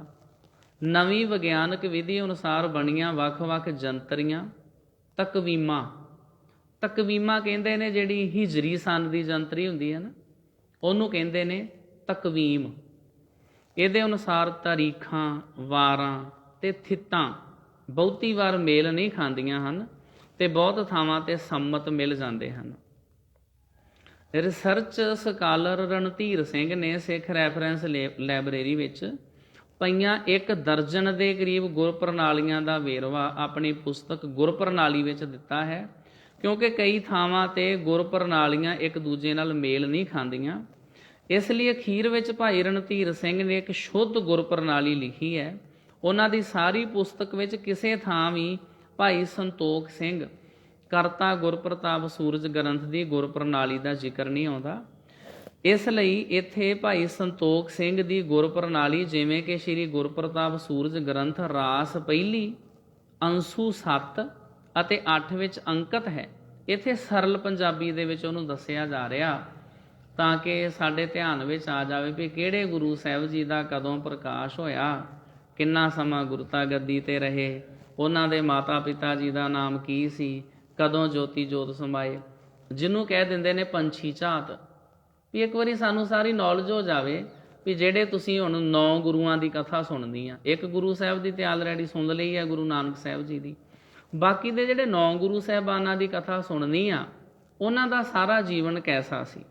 ਸ਼੍ਰੀ ਗੁਰੂ ਨਾਨਕ ਸਾਹਿਬ ਜੀ ਮਹਾਰਾਜ, ਸ਼੍ਰੀ ਗੁਰੂ ਨਾਨਕ ਸਾਹਿਬ ਦਾ ਜਨਮ 1526 ਬਿਕਰਮੀ ਦੇ ਵਿੱਚ ਹੋਇਆ ਸੀ ਤੇ ਉਹ 70 ਸਾਲ 5 ਮਹੀਨੇ ਤੇ 7 ਦਿਨ ਧਰਤੀ ਤੇ ਰਹੇ ਸਰੀਰ ਕਰਕੇ, ਅਤੇ ਸੰਮਤ 1596 ਨੂੰ ਅੱਸੂ ਦੇ ਮਹੀਨੇ ਹਨੇਰੇ ਪੱਖ ਦੀ 10ਵੀਂ ਨੂੰ ਜੋਤੀ ਜੋਤ ਸਮਾ ਗਏ।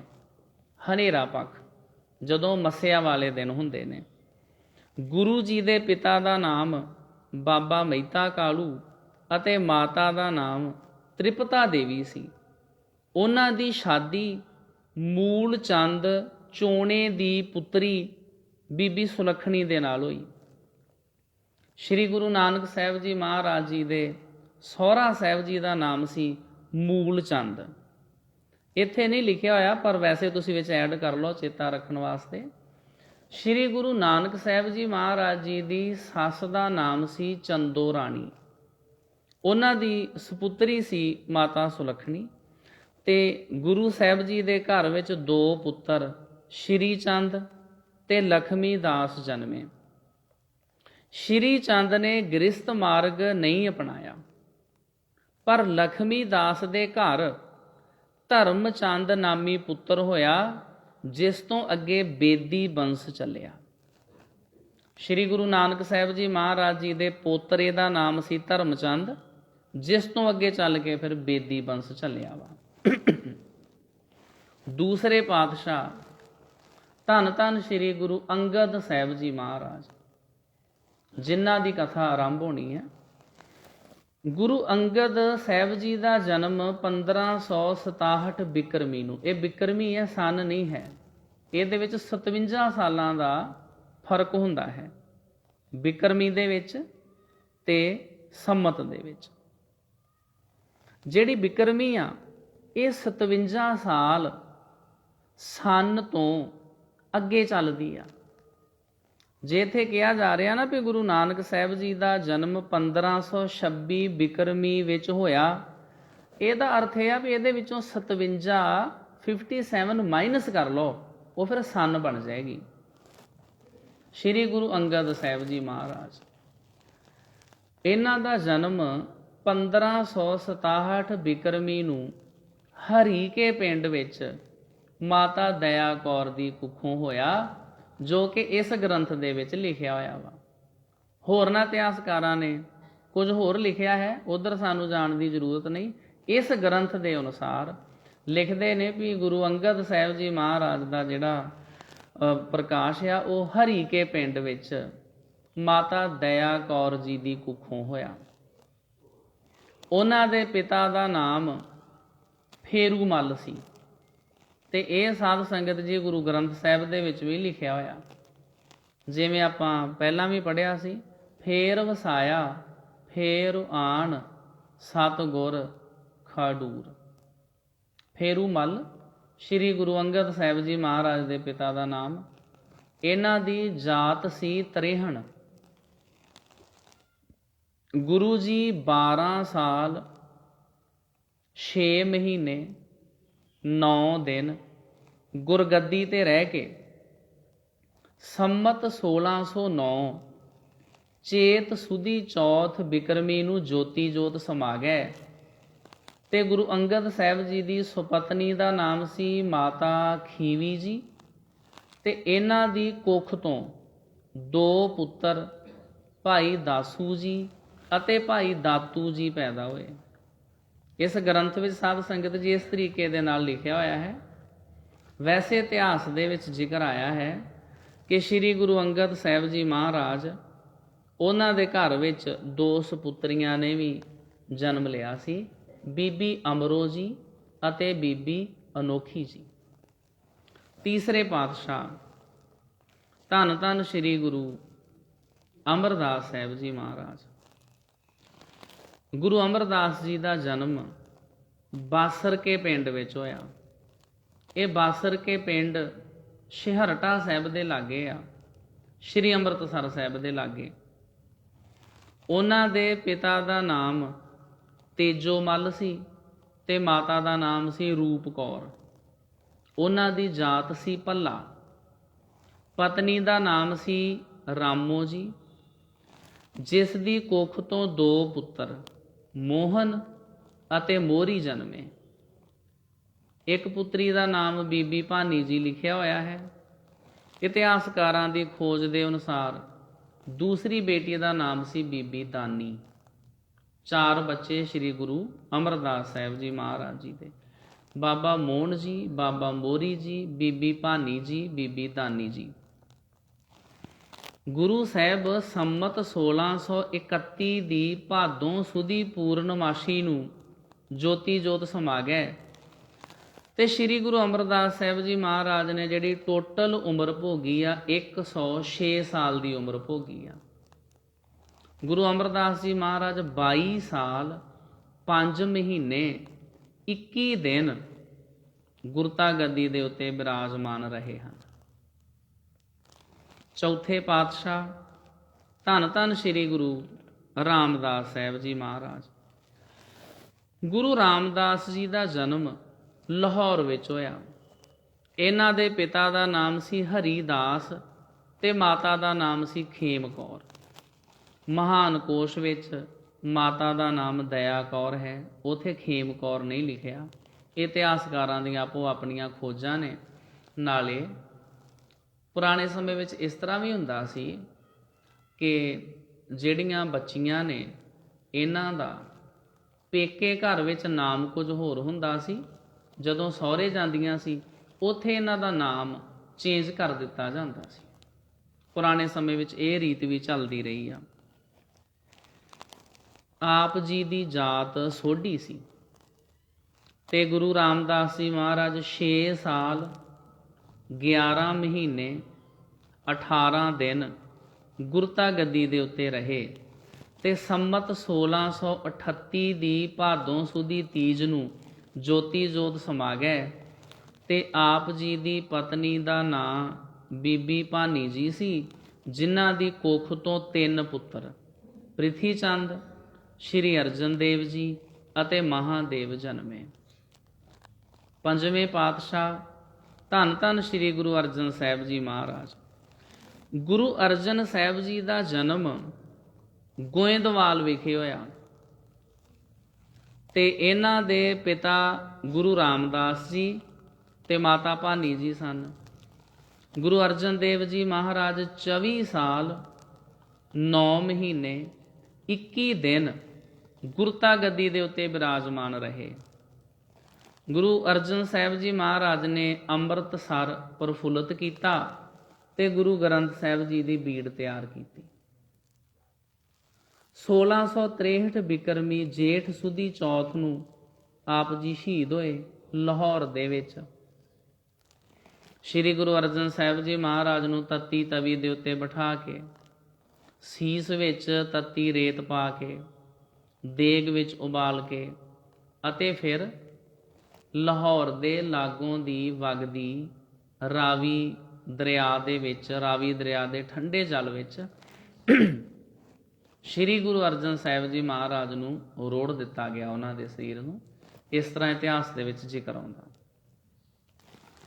ਤੇ ਸ਼੍ਰੀ ਗੁਰੂ ਅਰਜਨ ਸਾਹਿਬ ਜੀ ਮਹਾਰਾਜ ਜੀ ਦੀ ਸੁਪਤਨੀ ਮਾਤਾ ਗੰਗਾ ਜੀ ਸਨ, ਜਿਨ੍ਹਾਂ ਨੇ ਸ਼੍ਰੀ ਗੁਰੂ ਹਰਗੋਬਿੰਦ ਸਾਹਿਬ ਜੀ ਨੂੰ ਜਨਮ ਦਿੱਤਾ, ਜਿਨ੍ਹਾਂ ਦੇ ਸਥਾਨ ਦੇ ਉੱਤੇ ਅਸੀਂ ਜੁੜ ਮਿਲ ਬੈਠੇ ਹਾਂ।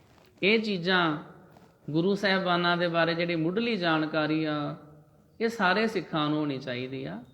ਕਈ ਵਾਰੀ ਗੱਲਾਂ ਬਾਤਾਂ ਅਸੀਂ ਕਰਦੇ ਹਾਂ ਪਰ ਸਾਨੂੰ ਕਿਸੇ ਗੱਲ ਦਾ ਚੇਤਾ ਨਹੀਂ ਆਉਂਦਾ, ਤਾਂ ਕਰਕੇ ਇੰਨਾ ਕੁ ਪਤਾ ਸਾਨੂੰ ਸਾਰਿਆਂ ਨੂੰ ਹੋਣਾ ਚਾਹੀਦਾ। ਤੇ ਜਿਨ੍ਹਾਂ ਦੇ ਸਥਾਨ ਤੇ ਜੁੜ ਮਿਲ ਬੈਠੇ ਆ ਸ਼੍ਰੀ ਗੁਰੂ ਹਰਗੋਬਿੰਦ ਸਾਹਿਬ ਜੀ ਮਹਾਰਾਜ। ਗੁਰੂ ਹਰਗੋਬਿੰਦ ਸਾਹਿਬ ਜੀ ਮਹਾਰਾਜ ਦਾ ਜਿਹੜਾ ਜਨਮ ਆ ਇਹ ਵਡਾਲੀ ਪਿੰਡ ਵਿੱਚ ਹੋਇਆ ਵਾ। ਵਡਾਲੀ ਪਿੰਡ ਅੰਮ੍ਰਿਤਸਰ ਸਾਹਿਬ ਦੇ ਲਾਗੇ ਆ। ਜਿਵੇਂ ਮੈਂ ਆਪ ਸੰਗਤਾਂ ਨੂੰ ਕੱਲ ਵੀ ਦੱਸਿਆ ਸੀ, ਸ਼੍ਰੀ ਗੁਰੂ ਅਰਜਨ ਸਾਹਿਬ ਜੀ ਮਹਾਰਾਜ ਆਪਣੀ ਸੁਪਤਨੀ ਮਾਤਾ ਗੰਗਾ ਜੀ ਦੇ ਨਾਲ ਰਹਿੰਦੇ ਅੰਮ੍ਰਿਤਸਰ ਸਾਹਿਬ ਹੀ ਸੀ। ਵਡਾਲੀ ਇਹਨਾਂ ਨੂੰ ਤਾਂ ਕਰਕੇ ਮੂਵ ਕਰਨਾ ਪਿਆ ਸੀ, ਉੱਥੋਂ ਤਾਂ ਜਾਣਾ ਪਿਆ ਸੀ ਕਿਉਂਕਿ ਸਿਆਣੇ ਸਿੱਖਾਂ ਨੇ ਕਿਹਾ ਸੀ ਵੀ ਸਤਿਗੁਰੂ ਜੀ ਤੁਸੀਂ ਇੱਥੇ ਰਹੋ ਨਾ, ਕਿਉਂਕਿ ਜਿਹੜਾ ਤੁਹਾਡਾ ਵੱਡਾ ਭਰਾ ਪ੍ਰਿਥੀ ਚੰਦ ਆ ਉਹ ਤੁਹਾਡੇ ਨਾਲ ਈਰਖਾ ਦਵੈਸ਼ ਬਹੁਤ ਕਰਦਾ ਹੈ, ਉਹ ਤੁਹਾਡਾ ਕੋਈ ਨੁਕਸਾਨ ਕਰ ਦੇਵੇਗਾ, ਤਾਂ ਕਰਕੇ ਤੁਹਾਨੂੰ ਇੱਥੋਂ ਚਲੇ ਜਾਣਾ ਚਾਹੀਦਾ। ਤਾਂ ਕਰਕੇ ਵਡਾਲੀ ਪਿੰਡ ਵਿੱਚ ਸ਼੍ਰੀ ਗੁਰੂ ਅਰਜਨ ਸਾਹਿਬ ਜੀ ਮਹਾਰਾਜ ਗਏ ਸੀ ਤੇ ਉੱਥੇ ਸਾਧ ਸੰਗਤ ਜੀ ਗੁਰੂ ਹਰਗੋਬਿੰਦ ਸਾਹਿਬ ਜੀ ਮਹਾਰਾਜ ਜੀ ਦਾ ਪ੍ਰਕਾਸ਼ ਹੋਇਆ। ਗੁਰੂ ਹਰਗੋਬਿੰਦ ਸਾਹਿਬ ਜੀ ਮਹਾਰਾਜ ਜੀ ਦੇ ਪਿਤਾ ਗੁਰੂ ਅਰਜਨ ਸਾਹਿਬ ਜੀ, ਮਾਤਾ ਗੰਗਾ ਜੀ ਸਨ।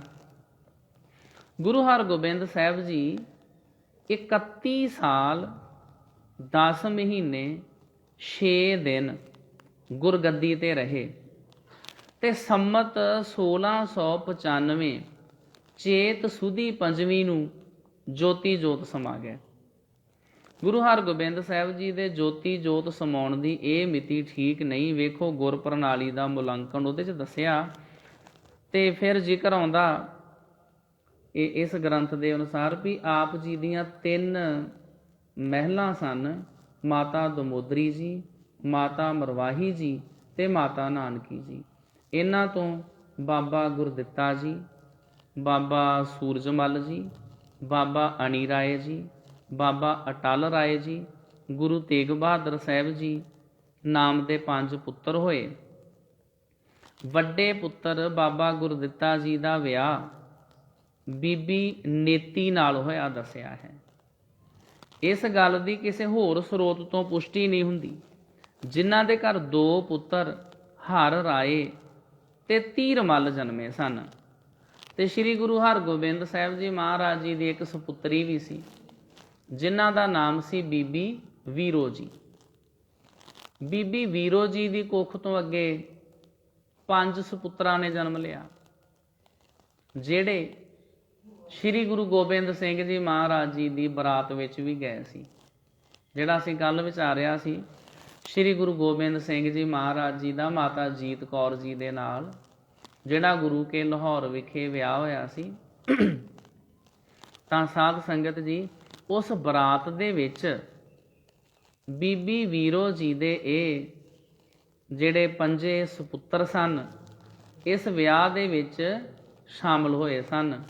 ਇਹਨਾਂ ਦੇ ਮਨ ਵਿੱਚ ਇਹ ਵੀ ਖਿਆਲ ਆਇਆ ਸੀ ਵੀ ਅਸੀਂ ਬਹੁਤ ਬਹਾਦਰ ਹਾਂ, ਅਸੀਂ 5 ਹੀ ਭਰਾ ਗੁਰੂ ਗੋਬਿੰਦ ਸਿੰਘ ਜੀ ਮਹਾਰਾਜ ਦੀ ਬਰਾਤ ਵਿੱਚ ਸ਼ਾਮਲ ਹੋਏ ਹਾਂ, ਤਾਂ ਹੀ ਕਰਕੇ ਤੇ ਗੁਰੂ ਗੋਬਿੰਦ ਸਿੰਘ ਜੀ ਦੀ ਜਿਹੜੀ ਬਰਾਤ ਆ ਇੰਨੀ ਸ਼ੋਭਾ ਪਾਉਂਦੀ ਪਈ ਆ।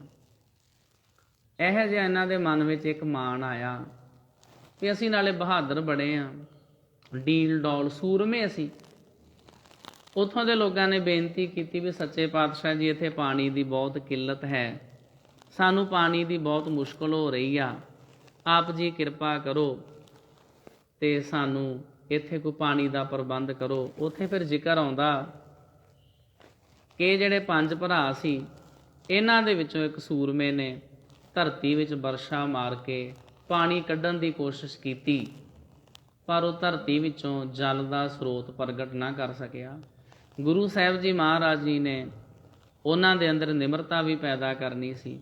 ਫਿਰ ਸ੍ਰੀ ਗੁਰੂ ਗੋਬਿੰਦ ਸਿੰਘ ਜੀ ਮਹਾਰਾਜ ਨੇ ਆਪ ਖੁਦ ਸਾਧ ਸੰਗਤ ਜੀ ਉੱਥੇ ਵਰਸ਼ਾ ਮਾਰਿਆ ਤੇ ਜਲ ਕੱਢਿਆ, ਜਿਸ ਨੂੰ ਆਪਾਂ ਗੁਰਦੁਆਰਾ ਤ੍ਰਿਵੈਣੀ ਸਾਹਿਬ ਕਰਕੇ ਗੁਰੂ ਕੇ ਲਾਹੌਰ ਵਿਖੇ ਪ੍ਰਗਟ ਹੋਇਆ। ਉੱਥੇ ਸੰਗਤਾਂ ਬਹੁਤ ਸ਼ਰਧਾ ਸਤਿਕਾਰ ਦੇ ਸਹਿਤ ਨਮਸਕਾਰਾਂ ਕਰਦੀਆਂ ਹਨ। ਫਿਰ 7ਵੇਂ ਪਾਤਸ਼ਾਹ ਸ੍ਰੀ ਗੁਰੂ ਹਰਿਰਾਏ ਸਾਹਿਬ ਜੀ ਮਹਾਰਾਜ, 8ਵੇਂ ਪਾਤਸ਼ਾਹ ਸ੍ਰੀ ਗੁਰੂ ਹਰਕ੍ਰਿਸ਼ਨ ਸਾਹਿਬ ਜੀ ਮਹਾਰਾਜ, 9ਵੇਂ ਪਾਤਸ਼ਾਹ ਗੁਰੂ ਤੇਗ ਬਹਾਦਰ ਸਾਹਿਬ ਜੀ ਮਹਾਰਾਜ ਅਤੇ 10ਵੇਂ ਪਾਤਸ਼ਾਹ ਸ੍ਰੀ ਗੁਰੂ ਗੋਬਿੰਦ ਸਿੰਘ ਸਾਹਿਬ ਜੀ ਮਹਾਰਾਜ, ਇਹਨਾਂ ਦੇ ਬਾਰੇ ਸੰਖੇਪ ਜੀਵਨ ਦੇ ਉੱਤੇ ਝਾਤ ਗੁਰਮੁਖ ਪਿਆਰੇ ਆਪ ਸੰਗਤਾਂ ਨੂੰ ਕੱਲ੍ਹ ਨੂੰ ਦੱਸਣਗੇ। ਤੇ ਅੱਜ ਦੇ ਵਕਤ ਇਤਨੀਆਂ ਬੇਨਤੀਆਂ ਪ੍ਰਵਾਨ ਕਰਨੀਆਂ, ਹੋਈਆਂ ਭੁੱਲਾਂ ਗਲਤੀਆਂ ਦੀ ਮੁਆਫੀ। ਸਤਿਗੁਰੂ ਸੱਚੇ ਪਾਤਸ਼ਾਹ ਜੀ ਸਾਡੇ ਸਾਰਿਆਂ ਦੇ ਸਿਰ ਤੇ ਮਿਹਰ ਭਰਿਆ ਹੱਥ ਰੱਖਣ। ਅਸੀਂ ਬੜੇ ਪਿਆਰ ਨਾਲ ਰੂਟੀਨ 'ਚ ਇਹ ਕਥਾ ਹੁਣ 10 ਗੁਰੂਆਂ ਦੀ ਜਿਹੜੀ ਆਰੰਭ ਹੋ ਰਹੀ ਹੈ, ਕਿਉਂਕਿ ਸ੍ਰੀ ਗੁਰੂ ਨਾਨਕ ਸਾਹਿਬ ਜੀ ਮਹਾਰਾਜ ਜੀ ਦੀ ਕਥਾ ਸਮਾਪਤ ਹੋ ਗਈ ਹੈ ਤੇ ਬਾਕੀ ਗੁਰੂ ਸਾਹਿਬਾਨਾਂ ਦੀ ਜਿਹੜੀ ਕਥਾ ਹੈ ਉਹ ਅਸੀਂ ਬੜੇ ਪਿਆਰ ਨਾਲ ਸਰਵਣ ਕਰਕੇ ਲਾਹਾ ਪ੍ਰਾਪਤ ਕਰਿਆ ਕਰੀਏ।